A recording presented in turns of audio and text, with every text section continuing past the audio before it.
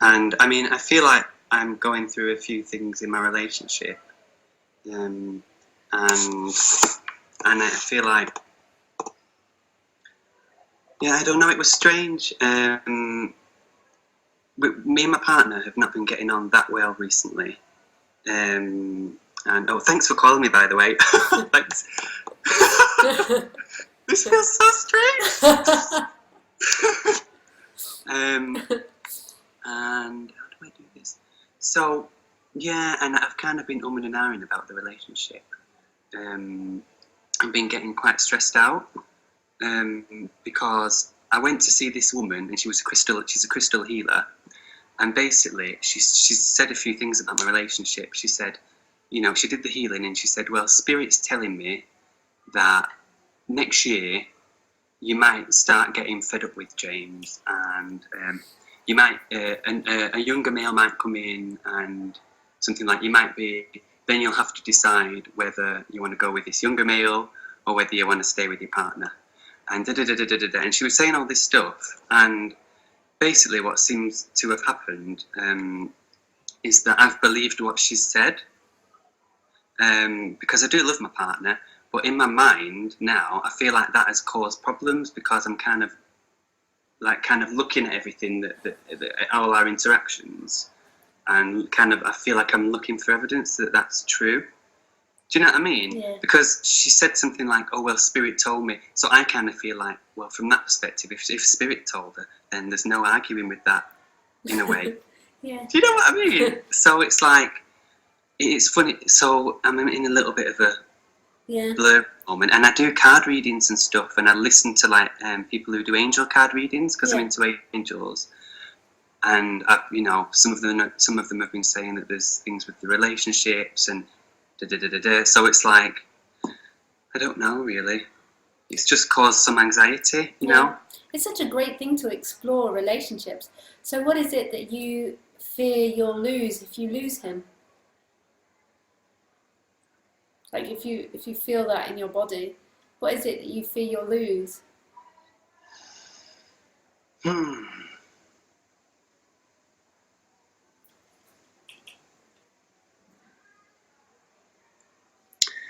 There's a bit of fear of like that it would be really traumatic.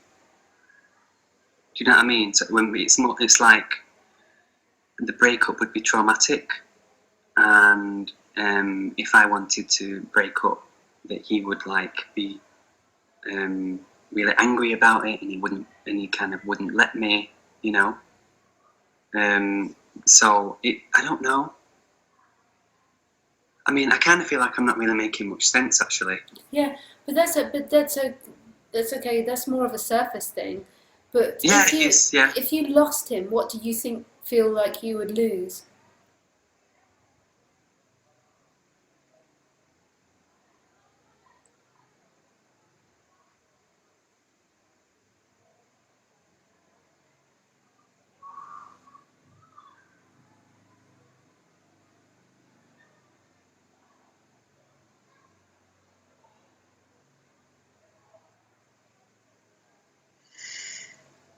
Yeah, nothing's really coming.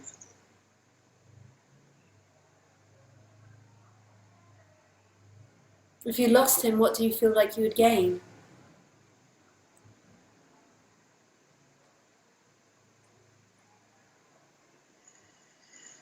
Maybe like a sense of independence. And what I would lose is we have a strong connection, and we have a strong spirit. You're getting afraid now of being too honest. It's like you're getting afraid of what you say. Yeah. Like in the sense of you want to backtrack on what you say rather than just going to the raw feelings of what you feel, because everybody has really beautiful connections, but there's points and times when it's times to move on. There's times when it's not. But often when the impulse comes to move on, what it also is accompanied with a fear of not knowing what the future looks like. I'm not saying that you guys should be moving on, but when I asked you what will you lose, you didn't come up with anything. I guess I'd lose like the security that we've got at the moment, in a way, and the home, like that we're together in this home, and Yeah. our cats, Yeah. and but I understand, yeah. And this is a line of questioning that you need to go for, rather than like the more surface stuff, is because often what we do is we stay in circumstances, and this might not be the case, it might just be a passing thing. We stay in circumstances out of fear. Yeah. Because because our life, normally you live with someone, and your whole life's are based together. All your friends, your house, your cats, and everything is together. And then often we feel unhappy in that situation. We feel like there's other possibilities that we would like, and then the fear of trying to change anything is just too overwhelming. So then what happens is we become haunted by that fear, because we're not, when you stop being identified, there's a natural flow of things. And I can't tell each person what that natural flow is, but there's just this natural flow. But identification breaks that flow, because what identification does is it starts living in the intellect, and it starts predicting the future or being afraid of the future. Like when I say predicting, I don't mean like your crystal reader, but I mean predicting as in like, if we break up, this will happen, or I know what's going to happen for the next year, or my life will look like this for the next year. And then we don't change things, rather than in the moment. That's what we should always be following, is what's happening in the moment. And it's not you following it, because ultimately there is no like separate you, but who you truly are is that beingness that's seemingly veiled by an illusion. And as you stop being identified, that beingness comes forward, and it knows the way to go in the moment. It feels it, and it doesn't doubt. It doesn't have to think about things. It's a feeling, it's an impulse. So in order to get to that, but it's not you getting to it, it's not a separate entity getting to it, there has to be an exploration of what the illusion is. And the illusion is basically what you think you know life is, and trying to rationalize things. Yeah. And living in the intellect. So it all goes back down to feeling and impulses. Like the body knows instantly what it wants to do. You know instantly when I ask you, do you or don't you want to leave him? Not intellectually, but the body knows instantly. But then quickly fear comes in. And rationalization comes in. But this is so much because what we're told by society is this is what life should look like for us. And this is what you have to follow. So you should be living with your partner in a house, or you guys, like there's a particular lifestyle which everybody else is doing. Even though it's beginning to break up over the last 100 years, we're beginning to change the norm, but there's still lots of restrictions on the norm of what the norm is. A lot of it's dictated by finance, but that's also because we live in a society where finance is identified, so our financial system is an identified system. It's a system bound in the illusion of self. So therefore, a lot of our romantic relationships get really mixed up with finance, because we're living in this really identified society. So therefore, what we do in that society is all me-based, is all separation-based. So what needs to happen is not really thinking too much about what it will look like, or what you're going to do, or what's going to happen in a year's time. What needs to happen is keep exploring your boundaries and what you think you know, but not through the intellect, but keep exploring the sensations. Yeah. What's underneath the intellect. So a thought arises about the story that you've just told me, and then what's underneath is fear. And then you can explore that fear. It's pointless exploring the stories on the surface. You can explore them to a certain extent, to do a bit of analysis, but go to your fear. So you're telling a story and you feel the sensation of fear, and that's what needs to be explored. Underneath the fear is the identity. The first two emotions that identification feels is fear and lack. I am scared of this world because I'm in relationship to it, and I lack because God has taken something away from me. God has kicked me out of the Garden of Eden. And these are two, and then we base our lives trying to avoid these two primal emotions. And they just, once they begin to be explored and not run away from, then there stops being this illusory self that's going into time and seeking for answers in time. There's never an answer in time. The answer is right here. Oh, Time is an illusion. Time is something we've made up, and it was only about practicality. It wasn't about your life. Your impulses know what to do, because that's the yeah. direct access to God. That comes directly from emptiness. So is it like there's actually nothing that I need to do? It's more about just going in. Yeah, it's So, not about do you know what I'm action.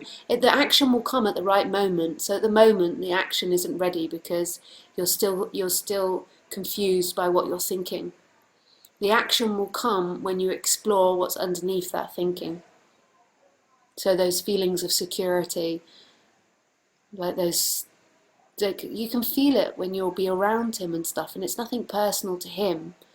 It's nothing personal to him, and it's nothing you've done wrong or he's done wrong, but your body just knows what it wants. It Yeah. knows. It's not even Yeah. your body, it's that the impulse that it just comes in from nothingness, and it's nobody's fault. It doesn't mean he or you are unlovable or did anything wrong, but we're still living in a system of marriage and lifetime partnership, which actually is really crazy. Marriage was only ever about inheritance. It was like when you follow back what marriage was on lifetime bonds, it was about inheritance and money. This is why I say they're so bound up together, because the woman was given to the man, and then the man inherited from that family or got money from that family, and it was all about those two families financially bonding. It's so sad to put it like that because we had this romantic images of it.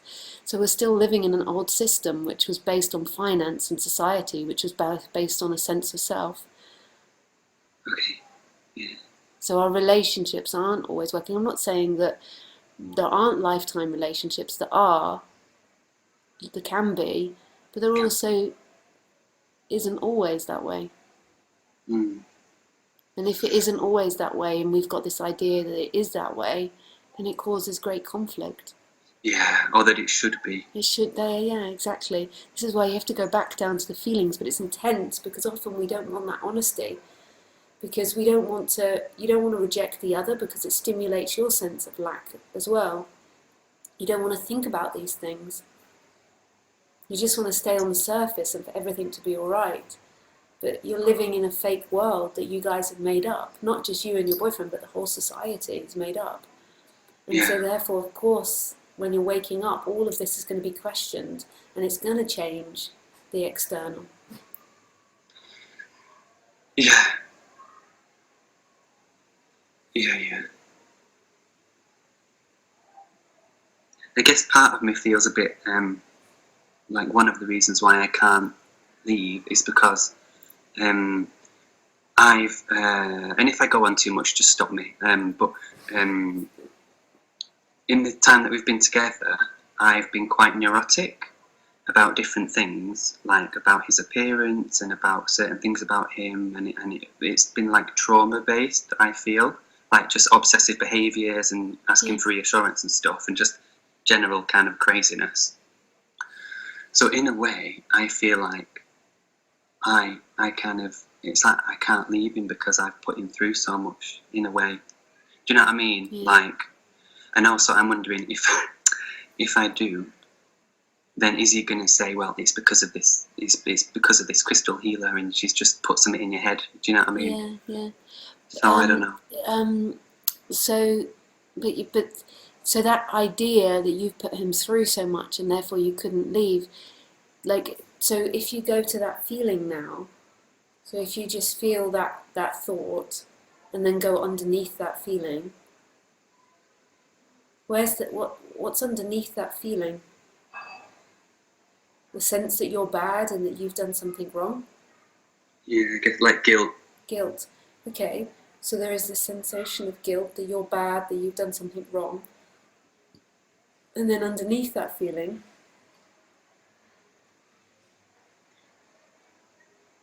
what's I'm just underneath aware that? of like trembling. Yeah. Yeah, it's Maybe so there's physical. something wrong with me as well. Pardon? Maybe I'll also like that there's something wrong with me. Yeah, there's something wrong with you. Now, this guilt comes from lack. Remember I said it was two primary emotions. So Yeah. that in some way you have done something wrong to be kicked out of Eden. There's something wrong with you. Yeah. So all of that builds up into that story. You see how there's step-in layers that build up into that main story, which says, I've been so neurotic. I've put him through too much. Now, taking that story, this is what's happened throughout your whole relationship. So you've had these two primary feelings of fear and lack, and then they've got acted out. And it's always got to go backwards, because we always look at the surface level. So your surface level there was the story level, which was I've put him through so much. Now, this is a ridiculous, not trying to be rude to you or anything, No, but it's it's a fine. ridiculous way to live a relationship. But this is how everybody in our society does. We think like that. But you have to follow it back down, and you see that all these spiral stories, all these tentacles of stories, always come from these two primary emotions of lack and fear. And when you begin to see this, all these stories will begin to collapse in on themselves. So then, so you get confused because you feel that story. So then you want him to say it's okay, and you can't expect him to say it's okay, and your neurosis was okay, and that you haven't put him through all those things. He might say that, and he might be really angry with you, but you have to go back to what you feel and see. Like he might have all these different thought systems about you, and that's what he can do. He's allowed to do that, but you have to follow back those feelings to the lack or the fear. So Which is somatic. Pardon? And they're somatic. What does somatic mean? Like physical. Yeah. Yeah. So they're the physical sensations or the energy in the body. Yeah. You're not conscious of these two lacks of fear, but your whole life will have been based on trying to get away from them. But yeah, they're physical. They're deeply embedded in the psyche, and it's like they possess every cell. So when you begin to tap on them and go back to them, it does make you physically shake or feel sick or feel physically ill, because they've been underlying for 20 years, say, in the body. Or 30 years, depending on how long you've been living your story. And the reason that the mind's got so neurotic is because it's been trying to validate those stories. So you've been trying to get your partner to say you are enough, that there isn't something wrong with you. And he can't ever be that person that does that for you. You'll come up with new things that's wrong with you.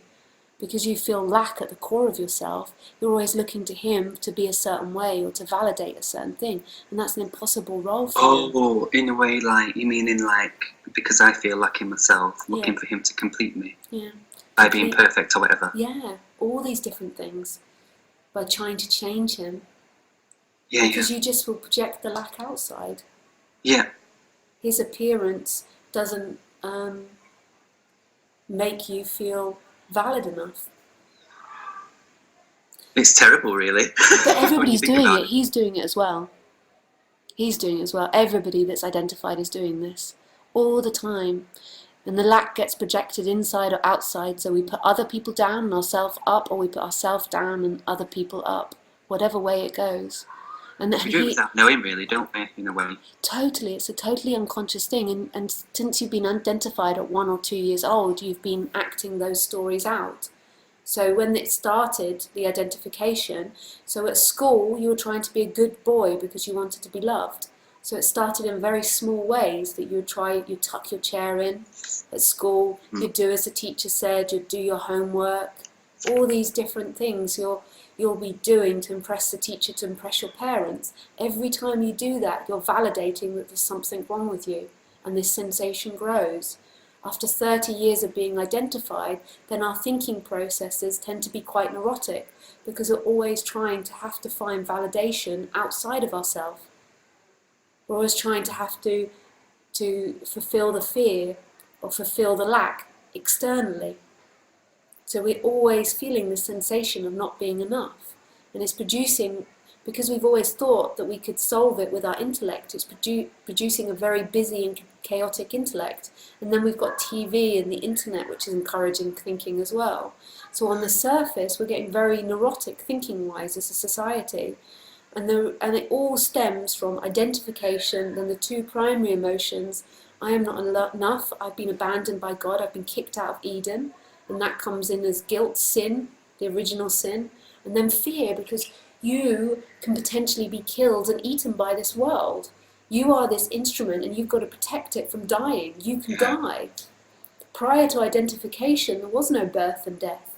Prior to 1 or 2 years old, you didn't have any concepts that you could die, that you possibly could be eaten by another. And so then after 30 years of living in that world, because the whole of society is identified, so our society is an identified society, the way we work, the businesses, the selling, everything is identified. It grows and grows, and then we have now a society which has so much anxiety and worry in so many different ways, and constantly feeling like they're not enough. And that's where the anxiety comes from, because you're always trying to get that validation, which is really stressful. You don't just walk into work and feel loved, you walk into work and feel like you have to prove yourself constantly. But we should be living in a society where we walk into work and we feel loved. We shouldn't even be calling it work. It's like a collective, we're collectively surviving together, like collectively sharing together, not work, that you have to work for a company. But most people walk into work and feel like they've constantly got to prove themselves, otherwise they're going to be in trouble. And they're working out of a fear mentality, fear that they will go bankrupt or that they won't be able to pay for their mortgage. And this is really bad for the brain and for these thought processes. So all the time, everything that you think about and the thoughts that come up around your partner, you have to follow it back to these two primary feelings, and then it will release it out of your body and stop the neurotic thinking. I find it a bit, I mean, it's funny because right now, I feel like because through this talking, like stories are being liberated, it's like the trembling happens by itself. Yeah. Does that make sense? Yeah. But I find that I spend quite a lot of time, like, trying to, like, I get bored with it as well, because it feels like effort, like, trying to feel what's there, or like, or even being interested when I'm actually not even interested in what's going on. I just want to get away from it. Yeah, totally. So it's like, I don't know, I find that I don't know what, in a way, like, what to do. So do you know what I mean? I do. But what will happen is that life will make you look at this stuff, because while the separate entity feels like it's got an escape in pleasure, like it can escape, like it can't be bothered, it can go and watch TV or surf the internet or talk with your partner or something. So where it can escape these feelings, it always will. But what it will do to you, what life will do to you, because life is so compassionate, it's always bringing everybody home again, all these illusions home again, is it will make that energy look in. It will make that energy question itself. Yeah. And then the ultimate question. I get the sense that the takeaway is coming, because of so I'm just listening for it. Nice. Should we say hello? Yeah. What takeaway did you get? Hello. Oh, pizza, nice. Thank you. Thanks very much. I Thanks, love bye. pizza. Sorry about that. It's okay. Right, I'll just put it in the kitchen. Sorry about this. Sorry, guys. It happens. Lisa does it. You don't you sometimes? Yeah. Um. And then the ultimate question underneath that, so that one that's looking and those two lacks and fear, and then the ultimate question that comes back again is, who is it that's looking at the entity? Who is it that experiences the entity? And then so listening to non-duality is also really beautiful, because who is it that experiences that contracted bundle of energy? Because even that one that's looking at the feelings isn't who you truly are. That's an appearance happening in the dream. It feels like that's who you are, that you can feel your feelings and explore your feelings, but even that's being experienced.